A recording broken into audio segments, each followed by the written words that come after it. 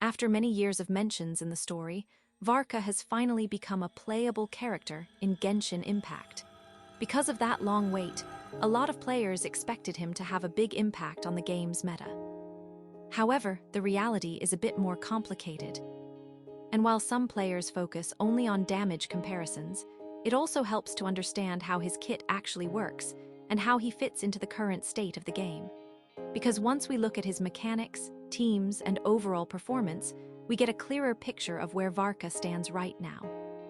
So in this video, we will go through his core mechanics, builds, and team options. And then we will finish with some conclusions about why his reception has been mixed and what might change in the future. Kit and mechanics. Varka's gameplay centers on his elemental skill. When the skill is activated, he enters a special combat mode that enhances his attacks and allows him to deal 2 types of damage at the same time. Which means his attacks deal anemo damage, along with a second element based on the team composition. That second element comes from swirlable elements in the party, allowing him to combine anemo with pyro, cryo, hydro, or electro depending on the team. And because of that dual element setup, Varka's main gameplay loop focuses on constant normal attacks while weaving in special attacks created by his skill. Those special attacks have limited charges and cooldowns, but each normal attack reduces their cooldown slightly, encouraging continuous on-field combat. He also gains damage stacks whenever swirl reactions are triggered by teammates, which increases his damage up to a certain limit and encourages running another anemo character so that swirl reactions can happen more frequently. However, his elemental burst is unusual compared to the rest of his kit. It deals a large dual element attack, but it does not benefit from most of the passives that enhance his other abilities. Because of that, many players treat the burst as optional and focus instead on maximizing his skill-based gameplay. Stats and build. Because Varka deals 2 elements at the same time, attack percentage becomes one of his most important stats, which is why most builds aim for around 2500 attack in order to fully benefit from his passive bonuses.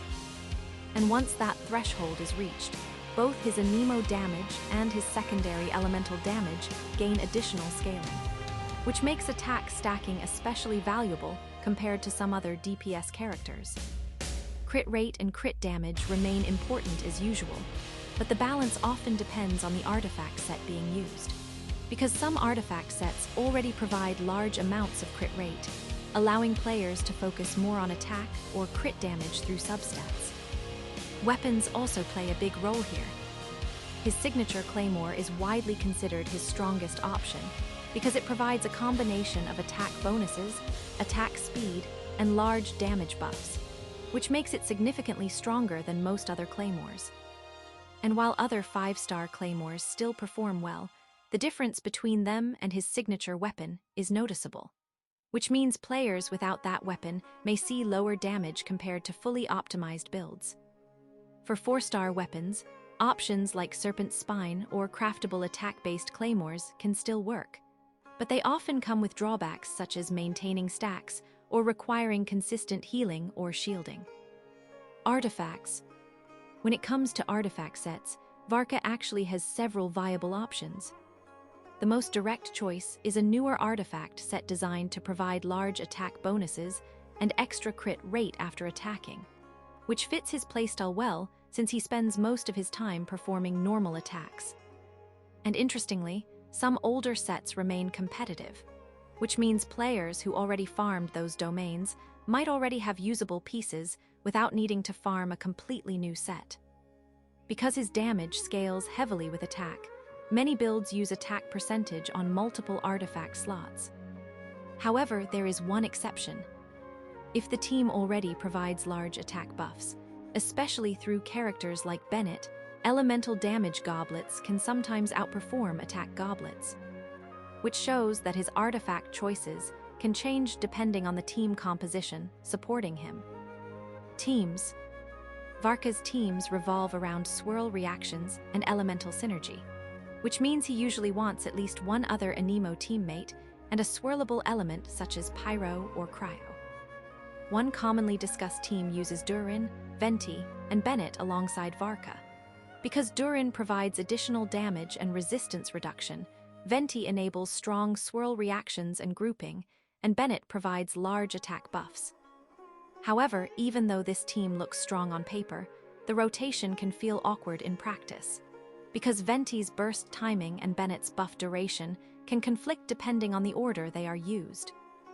And another complication appears with certain abilities not snapshotting Bennett's buff, which means some damage sources fail to fully benefit from the attack increase. Because of these interactions, the team synergy is good but not perfect. And when a character already has moderate damage numbers, small inefficiencies like these become more noticeable. Even so, Varka still works in several elemental variants including Pyro or Cryo teams, which is possible because his second element changes depending on the teammates present. Gameplay feel. Outside of pure numbers, many players say Varka feels enjoyable to play. Because his combat loop is simple and active, he stays on field, swings quickly with claymore attacks, and repeatedly triggers swirl reactions. And since his main damage comes from his skill rather than his burst, he can perform well even without perfect energy generation, which makes him convenient for open-world exploration and shorter fights.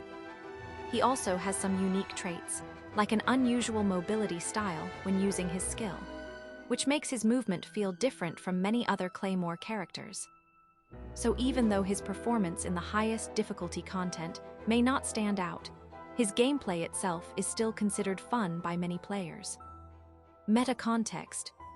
To understand the reaction to Varka, it helps to look at the current meta of Genshin Impact. Over the last few regions, new mechanics and stronger characters have pushed damage numbers higher and higher, which means characters released later often have extremely powerful synergies or region-specific mechanics. And some recent enemies are designed around those mechanics, which means characters without them can sometimes feel weaker in comparison. Varka does not directly interact with those newer mechanics, which places him in a strange position where his kit works well on its own, but does not benefit from the strongest recent systems. Because of that, some players feel he might have been stronger if he had released earlier in the game's life cycle. Conclusions. So what can we actually conclude about Varka right now? First, his core gameplay is clear and consistent. His skill drives most of his damage. He benefits heavily from attack stacking, and his teams revolve around swirl reactions and elemental synergy. And because of that, building and playing him is relatively straightforward once the basic mechanics are understood. However, his biggest issue appears to be timing. He released during a period when many newer characters have extremely strong mechanics and synergies, which means even a solid DPS character can feel weaker if others are pushing much higher damage ceilings. Another factor is that some of his passives create strict team requirements, which limits how freely players can experiment with team compositions, even though his dual element system initially suggests flexibility. There are also smaller issues, such as awkward team rotations or abilities that do not fully benefit from common buffs. However, there are also reasons why his value could improve later, because future characters may provide stronger synergy with his swirl mechanics or attack scaling. And if that happens, his overall performance could increase without any direct changes to his kit. There are also some ideas players have mentioned. For example, some expected his Hexarray-related mechanics to interact more strongly with certain characters or regions, which could still happen through future releases. And since new supports often reshape the meta in Genshin Impact, it is possible that Varka simply has not found his ideal team yet. So for now, Varka sits in an unusual position. He is enjoyable to play and mechanically interesting, but he does not currently dominate the damage charts compared to the newest characters. And that makes him a character who might age better than his initial reception suggests. If you enjoyed this breakdown, make sure to like the video and subscribe for more content about Genshin Impact. And if you already pulled for Varka, leave a comment about how he feels in your own teams.